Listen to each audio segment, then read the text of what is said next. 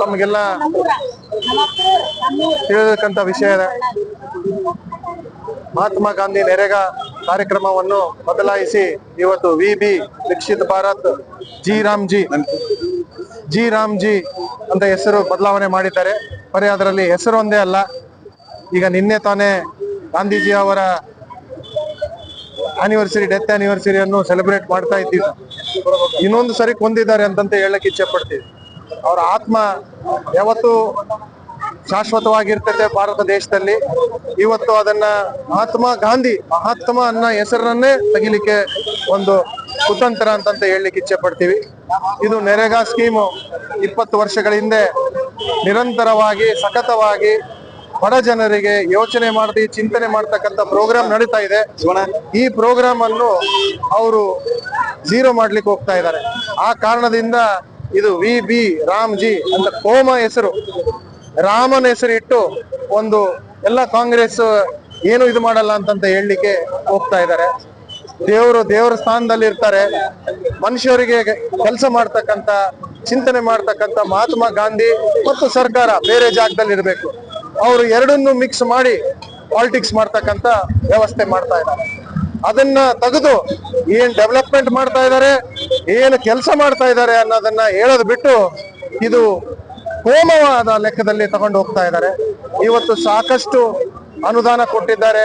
Independence, panchayat Raj independence ಮತ್ತು ಸ್ವರಾಜ್ ಅಂತಕ್ಕಂಥ ಏನು ಗಾಂಧೀಜಿ ಅವರು ಚಿಂತನೆ ಮಾಡಿದ್ದು ಅದನ್ನ ನಾವು ಮಾಡಿದ್ದೀವಿ. ಅದನ್ನ ಕೆಡಿಸ್ಲಿಕ್ಕೆ ಹೋಗ್ತಾ ಇದ್ದಾರೆ. ಆ ಕಾರಣದಿಂದ ನಾವು ಇದನ್ನ ಅವ್ರನ್ನ ಖಂಡಿಸ್ತೀವಿ. ಫಾರ್ಮುಲಾ ಇರ್ಬೋದು, GST ರಿವರ್ಸ್ ಆಗಿರ್ಬೋದು, ಎಲ್ಲವೂ ವಾಪಸ್ ತಗೊಂಡಿದ್ದಾರೆ. ಅವ್ರ ಡಿಸಿಷನ್ಸ್ ಎಲ್ಲ ತಪ್ಪು. ಅವ್ರು ಮಾಡ್ತಕ್ಕಂಥದ್ದು ಬಡ ಜನರಿಗೆ ಅನ್ಯಾಯ ಅನ್ನೋದು ಎಲ್ಲರಿಗೂ ಗೊತ್ತಿದೆ. ಅವರು ಬೇಕಂತ ಡಿಸ್ಕಷನ್ ಇಲ್ದಂಗೆ ಅಸೆಂಬ್ಲಿಯಲ್ಲಿ ಆಗ್ಲಿ ಪಾರ್ಲಿಮೆಂಟ್ ಅಲ್ಲಾಗ್ಲಿ ಮಾತಾಡ್ಲಾರ್ದಂಗೆ ಏನೂ ಮಾಡ್ಲಾರ್ದಂಗೆ ಅವರು ಲಾಗಳು ತರ್ತಾ ಇದ್ದಾರೆ. ಅವ್ರದ್ದು ದೌರ್ಜನ್ಯ ನೋಡಿಸ್ತಾ ಇದ್ದಾರೆ. ಅವರು ಡಿಕ್ಟೇಟರ್ಶಿಪ್ ನೋಡಿಸ್ತಾ ಇದ್ದಾರೆ. ಇವತ್ತು ಫೆಡರಲಿಸಂ ಅಂತ ಏನ್ ಹೇಳ್ತೀವಿ ಅದನ್ನ ತೆಗೆದು ಹಾಕ್ತಾ ಇದ್ದಾರೆ. ಇವತ್ತು ಹೇಳ್ಬೇಕಾಗಿರೋದು ವಿಷಯ, 53% ಹೆಣ್ಮಕ್ಳಿಗೆ ಉದ್ಯೋಗ ಖಾತ್ರಿಯಲ್ಲಿ ಕೆಲಸ ಸಿಗ್ತಿದೆ. 28% SC STಗಳಿಗೆ, 5 ಲಕ್ಷ ಜನ ಅಂಗವಿಕಲರಿಗೆ ಮತ್ತು ಸಾಮಾನ್ಯ ಜನರು ಎಲ್ಲಾ ಜಾತಿ ಜನತೆಗಳು ಬಡವರಿಗೆ ಕೆಲಸ ಕೊಡ್ತಕ್ಕಂತ ನಮ್ದು ವ್ಯವಸ್ಥೆಯನ್ನು ಪ್ಲಾನಿಂಗ್ ನಾಗೆ ಡೆಸ್ಟ್ರಾಯ್ ಮಾಡಕ್ಕೆ ಅವ್ರು ಮಾಡ್ತಾ ಇದ್ದಾರೆ.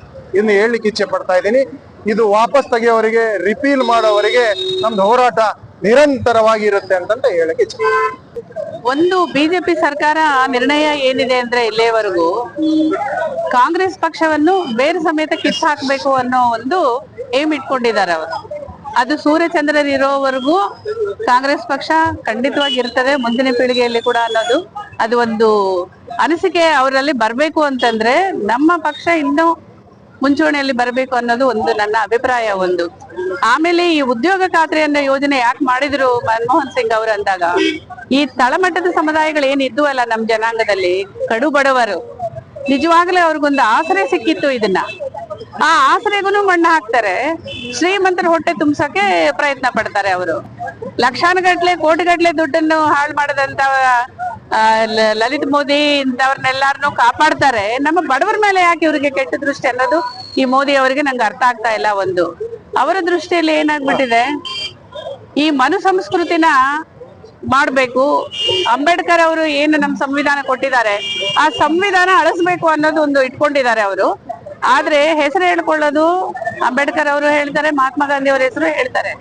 ಅದು ಹೇಳಲಿಕ್ಕೆ ಆಗ್ಬಾರದು, ನಮ್ಮ ಮನಸ್ಸಿನಲ್ಲಿ ಇರ್ಬೇಕದು. ಅದು ನಿಜವಾಗ್ಲೂ ಅವರಲ್ಲಿ ಇಲ್ಲ. ನಮ್ಮ ಜನಗಳನ್ನ ಎಸ್ಪೆಷಲಿ ಹೆಣ್ಮಕ್ಳಿಗೆ ನಿಜವಾಗ್ಲೂ ಬಿಜೆಪಿ ಅಂತ ಪಕ್ಷ ವಿರೋಧಿ ಅನ್ನೋದಕ್ಕಿಂತ ಹೆಣ್ಮಕ್ಳ ವಿರೋಧಿ ಅನ್ನೋಕೆ ನಾನು ಬಹಳ ಇಷ್ಟಪಡ್ತೀನಿ. ಯಾವುದೇ ಹೆಣ್ಮಕ್ಳಿಗೂ ಅವರ ಪಕ್ಷದಲ್ಲಿ ಅಲ್ಲ ಎಲ್ಲಿ ಕಡೆ ಸ್ಥಾನ ಇಲ್ಲ.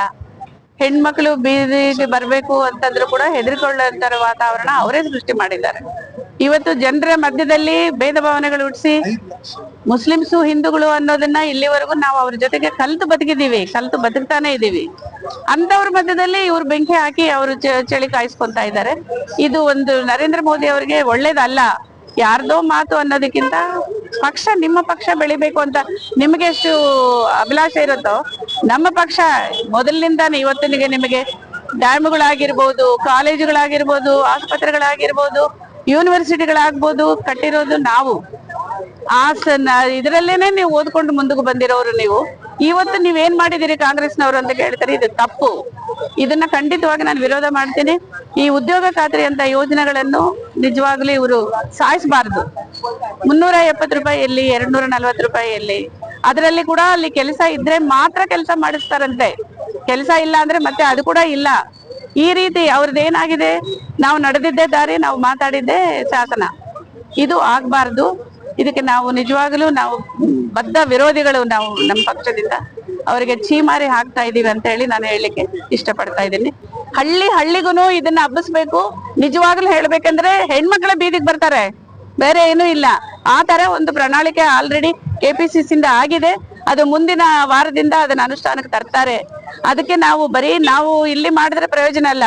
ಹಳ್ಳಿಗಳು ಯಾಕೆ ಅಂತಂದ್ರೆ ಇವತ್ತು ಗ್ರಾಮ ಪಂಚಾಯತಿಗೆ ಎಷ್ಟು ಸ್ವೇಚ್ಛೆಯನ್ನು ಕೊಟ್ಟಿದ್ವೋ ನಾವು ಕಾಂಗ್ರೆಸ್ ಸರ್ಕಾರ, ಅಷ್ಟು ಕೈ ಕಟ್ ಹಾಕ್ಬಿಟ್ಟಿದ್ದಾರೆ ಈ ಬಿಜೆಪಿ ಸರ್ಕಾರ ಬಂದ ಮೇಲೆ.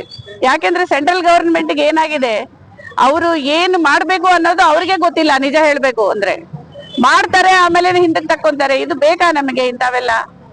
ಚಳವಳಿ ಏನು ಪ್ರಾರಂಭ ಮಾಡಿದೀವಿ, ಇದಕ್ಕೆ ಮುಂದೆ ನಿಜವಾಗ್ಲಂತೂ ಒಂದು ಒಳ್ಳೆ ಇದಕ್ಕೆ ಹೋಗುತ್ತೆ. ಉದ್ಯೋಗ ಖಾತ್ರಿನೂ ಇದಕ್ಕೆ ಮರುಜೀವ ಬರುತ್ತೆ ಅನ್ನೋದೊಂದು ನನ್ನ ಅಭಿಲಾಷೆ.